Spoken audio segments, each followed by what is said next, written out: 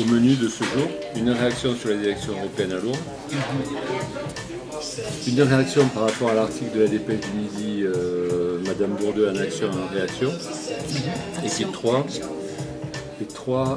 quelques pistes pour l'avenir.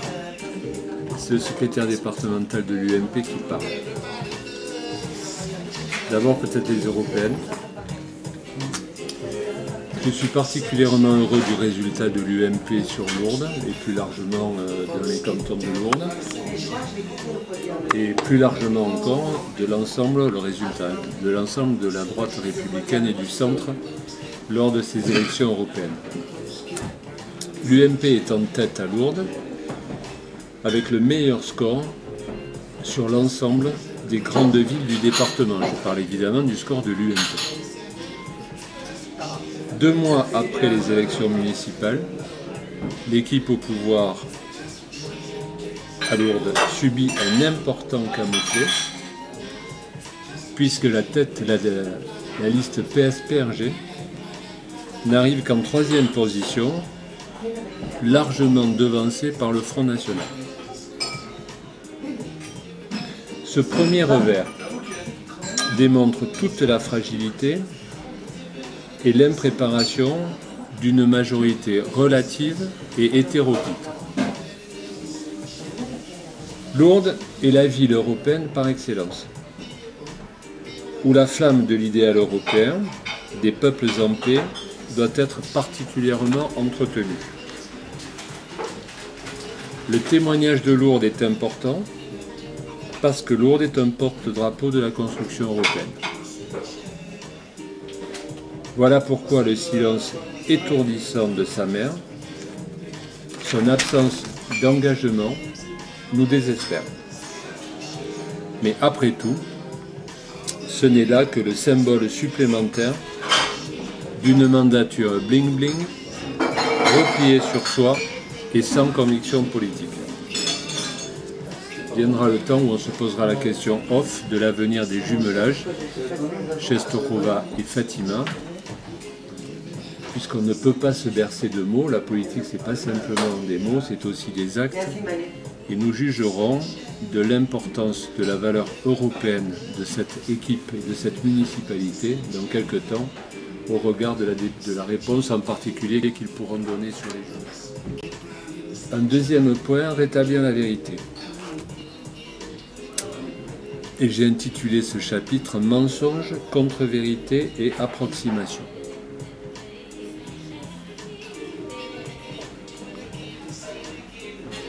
D'abord sur le choc fiscal et son explication. 4% d'augmentation des impôts à Lourdes et 4% d'augmentation des impôts sur la communauté de communes. Que présente-t-on en face? Aucune réponse. Si ce n'est. D'abord l'explosion des indemnités de fonction.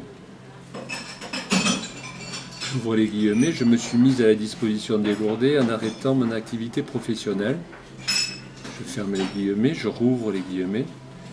Je considère qu'il est normal qu'on ait des indemnités, je ferme les guillemets. Certes, mais où va-t-on si les indemnités de fonction doivent compenser les revenus d'activité? Sur les nouvelles embauches, j'ouvre les guillemets. Quant à la voiture, le maire en a toujours eu et le précédent en avait 2. Je ferme les guillemets. Ah bon? Lesquels? Ah bon, ah bon, lesquels? Le maire. Je cite, quant à la voiture, le maire en a toujours eu et le précédent en avait 2. Ah bon, lesquels? J'ouvre les guillemets. Je tiens à préciser que le week-end, j'utilise ma voiture personnelle. Je ferme les guillemets. Ce n'était en tout cas pas le cas dimanche dernier, lors du goûter de la fête des mères au foyer de Landaré. Sans doute des questions de sécurité, c'est vrai que la proximité des domiciles à Landaré fait que le besoin du chauffeur est particulièrement ressenti. J'ouvre les guillemets. En redéploiement de poste, un appariteur conduit ma voiture. Je ferme les guillemets. Lequel? Monsieur Doya, Monsieur Latane ou Monsieur Néret? Non, Monsieur Kessette, dont je ne me souviens pas qu'il figurait avant mars dans l'effectif municipal. Donc ce n'est pas une embauche. Au fait, ce qu'est est appariteur dorénavant ou vaguemestre. J'ouvre les guillemets. Je n'ai pas de directeur de cabinet, nous avons créé un poste de chargé de mission. En fait, le poste de chargé de mission, directeur de cabinet, on ne peut pas en dire le nom, c'est le directeur de campagne de Madame Bourdeux. Mais ceci, moi, je ne vais pas me prononcer là-dessus, à chacun ses choix. Simplement, je dis vérité, mensonge contre vérité. Il se trouve que même l'administration communale a eu connaissance des desiderata et des revendications salariales de M. X. Je le dirais X puisque c'est le directeur de campagne, chargé de mission ou directeur de cabinet. À vous de faire les investigations sur les revendications salariales. Bien sûr qu'il y a une embauche. Bien sûr, on dit qu'il n'y a pas de directeur de cabinet, je l'ai supprimé, mais j'embauche un chargé de mission. Donc il y a bien une embauche. Un titre pour ma secrétaire personnelle. Bien, un titre, je ne sais pas ce que c'est. Un emploi, je sais ce que c'est. Donc là aussi, au-delà du sort de l'ancienne secrétaire, elle qui est margée à la fonction publique territoriale, qui était Madame Estanol, le nombre de secrétaires n'était pas suffisant à la mairie de Lourdes pour pouvoir un poste jusqu'à y trouver peut-être des accointances politiques. Point d'interrogation. Donc là aussi, pas d'embauche. Les promesses en l'air. Le symbole de ce mandat, un de plus, sera le PN 181. Nous sommes à plus 60 jours à peu près de ce mandat et le PN 181 est toujours fermé. J'ouvre les guillemets. On y pense. Je ferme les guillemets. J'ouvre les guillemets. Mais il y a d'autres priorités. Je ferme les guillemets. Ah bon? Les Lourdais ont cru que c'était possible de fermer le PN 181. Alors, on les a eus, on leur a fait croire, et aujourd'hui, 3 points de suspension. Le PN 181, ce sera comme un boulet pour cette municipalité. Le mieux vivre. J'ouvre les guillemets, je ferme les guillemets. Un protocole d'accord a été signé entre l'association des riverains de Sarsan et de TDF. Non, entre la ville et TDF. Quand? Avant les élections municipales. Je ferme les guillemets. Quelques contre-vérités. Beaucoup l'ont rêvé, je la ferai. La ligne sur la Pologne? Beaucoup de travail de Madame Bourdeux depuis des mois. 3 points de suspension. Il n'y a pas de ligne entre Lourdes et l'Italie, entre Tarbes, Lourdes, Pyrénées et l'Italie. Si, depuis des années, entre Lourdes, Tarbes, Pyrénées et Bergame, Milan, par le biais de Ryanair. Surprise. J'ouvre les guillemets. J'ai pris un arrêté anti-mendicité. Je ferme les guillemets. Pourquoi? Il n'y en avait pas? Si, depuis des années. Pourquoi n'a-t-il pas été pris? Il a été pris avec retard. Pourquoi? Parce que j'ouvre les guillemets, une effervescence du ressenti d'insécurité. Je ferme les guillemets. Ah bon? Depuis le 30 mars, je pensais que l'insécurité n'existait plus. Plus de SDF, plus de Roms. Mais tiens, un arrêté anti-mendicité. Sur un dossier phare dont nous aurons à nous exprimer dans quelques temps, puisque je crois qu'il est à l'ordre du jour du Conseil communautaire de demain soir, le pôle petit enfant. Quel est le projet de Madame Bourdeux, in fine, sur cette question aussi importante que l'accueil de la petite enfance?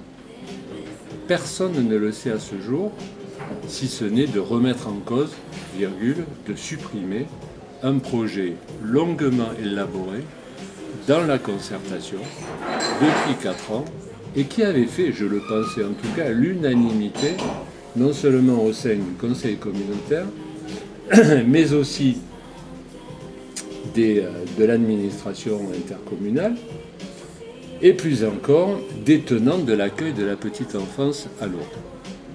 On nous dit, je veux transférer la compétence petite enfance à la communauté de communes. Ah bon? C'est déjà le cas depuis 2010.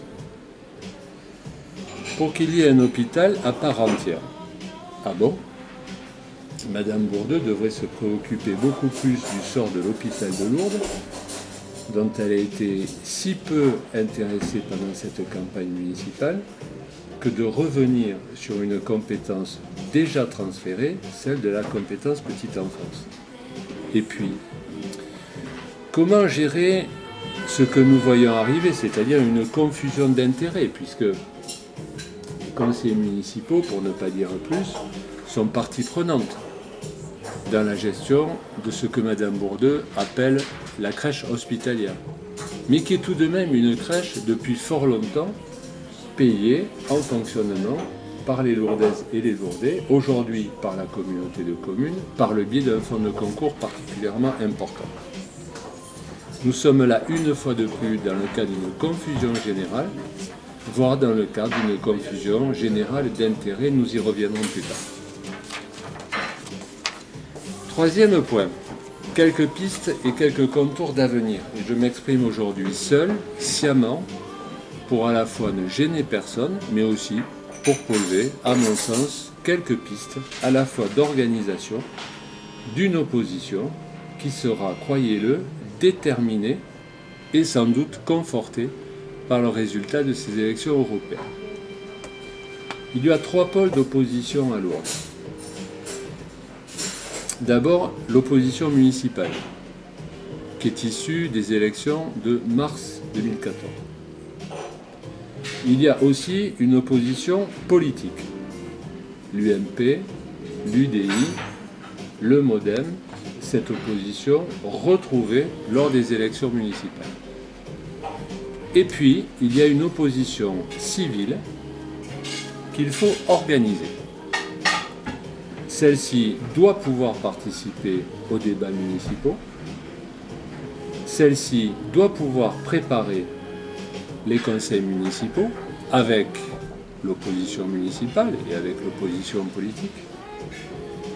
Doit-elle s'institutionnaliser par le biais d'une association, par exemple? C'est une chose qui sera tranchée dès cet été, lorsque, ensemble, nous allons organiser la fête dite de l'été, regroupant les 3 forces que je viens de citer.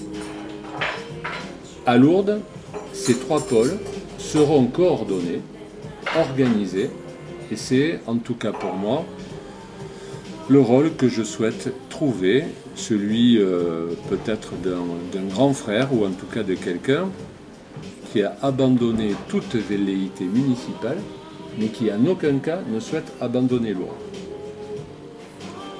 Quant à l'UMP, dont je suis toujours, et pour certains malheureusement encore, mais ça dure depuis longtemps, secrétaire départemental, vous avez vu dans quelle tourmente l'UMP se retrouve aujourd'hui. C'est un fait. Ce fait n'est pas simplement lié au résultat des élections européennes sur le plan national, n'est pas simplement lié à la prééminence, j'y mets des guillemets, du Front National lors de ces élections, c'est aussi lié à des choses passées, à des actes dont il faudra que l'UMP tire les conséquences, à la fois sur le plan national, mais aussi, et sans doute en octobre, ailleurs, et sans doute sur le plan départemental. En tout cas, le secrétaire départemental que je suis, et qui n'a pas vocation à le demeurer, souhaite, dans l'avenir, pouvoir transmettre le flambeau. Il l'a déjà dit aux instances de l'UMP ces derniers jours et ces dernières semaines, et je pense qu'il est écouté. En tout cas, je le ferai en pleine coordination avec lui, parce que c'est le choix et le souhait que j'ai exprimé aux instances nationales de l'UMP. Depuis très longtemps, d'un mouvement politique sous des formes diverses. Moi, je ne suis pas à gauche, hein. Moi, je reste à droite. Donc, non, moi, je ne suis pas MODEM, je ne suis pas UDI, je représente à Lourdes une force républicaine et démocrate importante. La preuve, c'est qu'une fois de plus, elle se retrouve en tête et assez largement à Lourdes, qui est aujourd'hui l'UMP. Nous verrons ensemble demain dans quel environnement, moi je l'espère nouveau, rénové, ce mouvement politique sera organisé. L'UMP continue à exister, c'est toujours l'UMP, on verra dans les jours et les semaines qui viennent. Je ne pense pas qu'il se passera grand-chose, hors un mouvement très important qui est la destitution de l'organigramme exécutif de l'UMP au profit de gens que j'admire et que je respecte, tels que Alain Juppé, tels que François Fillon, pour lequel j'ai voté lors des élections à l'UMP, et évidemment de François Fillon, d'Alain Juppé et de Jean-Pierre. C'est de transmettre et de faire émerger à Lourdes et dans le département des générations nouvelles aptes et capables de prendre les rênes et la direction ici à Lourdes de cette ville et ailleurs, je l'espère, de ce département, quelle que soit la forme d'ailleurs de la représentation départementale comme on a trouvé. Mais oui, il y a des instances départementales, il y a des instances nationales. Je n'oublie rien. Moi, je ne suis qu'un simple conseiller municipal de Lourdes, toujours UMP, mais toujours déterminé à jouer un rôle au sein de sa famille politique. Voilà pourquoi j'ai posé les bases avec les mains menées de ce que je souhaite. On verra, et je pense que les militants départementaux seront à l'écoute de cette position. Et puis, nous verrons quel est l'avenir à court et à moyen terme pour les uns et pour les autres. Se retrouver et c'est discuter autour de la forme commune que pourra prendre, selon les souhaits des uns et des autres, l'organisation de ce que j'appelais tout à l'heure l'opposition civile. Beaucoup veulent une organisation de type associative, très bien, donc il faut les écouter, il faut en débattre, et puis les choses doivent être en place, on va dire, à la fin de l'été 2014. Mais encore une fois, il y a 3 oppositions. Ces oppositions sont coordonnées, elles sont structurées, elles sont organisées. Il faut que le plus de monde possible ait la connaissance de ce qui se passe dans une municipalité, parce qu'on l'a vu au terme de cette élection, quand je disais impréparation, le mot est faible. Donc il faut que les gens s'apprêtent à être évidemment, c'est pas demain matin, mais à être en place, à la bonne place et avec la meilleure connaissance possible des problèmes battus la tête d'une extrême droite qui ne serait composée que d'extrême droite et de gens de droite plus ou moins dévoyés, convertis, jusqu'au boutistes, extrémistes, etc. Et puis depuis quelques années, la gauche s'est aperçue que l'électorat du Front National était aussi sans doute à moitié composé de gens de gauche. Et on l'a vu à Paris lors d'élections partielles l'année dernière, on l'a vu à Villeneuve-sur-Lot, dans un fief, n'est-ce pas, comme on peut le voir ici ou là. Et on l'a vu à Lourdes, où au deuxième tour, on peut le dire, dans sa majorité relative, Madame Bourdeux a beaucoup de voix du Front National du premier tour. En tout cas, beaucoup plus que Feu, le maire de Lourdes. C'est là aussi que la différence est faite. C'est une nouveauté, donc il faut être très prudent avec ce que l'on manipule à propos du Front National, à propos de l'extrême droite. Aujourd'hui, ce qui est clair, c'est qu'il y a à Lourdes, dans le paysage politique lourdais, et tout le monde devra en tenir compte. Quand je dis tout le monde, c'est beaucoup plus le futur, ou les futurs que moi-même, devront tenir compte de ce qui me semble être dorénavant une constance. Il y aura d'autres fronts nationaux dans le département des Hautes-Pyrénées dans l'avenir. Le gag Tarbé, c'est qu'il n'y en a pas. Mais bon, il y a plusieurs raisons. L'impréparation, l'absence de fonds politiques et l'absence de programme politique. Et cela fera des dégâts monumentaux à Lourdes dans l'avenir et ailleurs aussi. Voilà pourquoi il faut retrouver à la fois du sens politique, de la cohérence, et puis croire en des choses, et pas simplement, la politique, c'est pas simplement des commissions. Systématiquement. Quand on les allonge, quand on ne se présente pas sur, etc., c'est la marque d'un problème qui est lié à une maturité. Elle est à la fois politique. On peut l'attendre de quelqu'un de 28 ans ou de 30 ans. Peut-on l'attendre de quelqu'un qui a quand même un passé politique important. Madame Bourdeux n'est pas novice en politique. Madame Bourdeux était là quand moi j'étais une espèce d'adjoint de Monsieur Douste-Blazy. Et ça vaut aussi pour Monsieur Hens. C'est pareil. Monsieur Hens n'est pas un marqueur. Monsieur Hens, si vous voulez un audit sur les finances communales. Bien. Mais on lui a rétorqué, pas moi, mais Madame Anna a rétorqué qu'elle faisait confiance à son administration. Dans les mois qui viennent, en conseil municipal, de demander à Madame le maire, comme au directeur général des services uniques de la ville et de la communauté, un état récapitulatif de leurs frais. On ne va pas dire tous les mois, ce serait un peu mesquin, mais je veux dire trimestriellement. Ça me semble important, mais j'aurai l'occasion de le répéter en conseil municipal.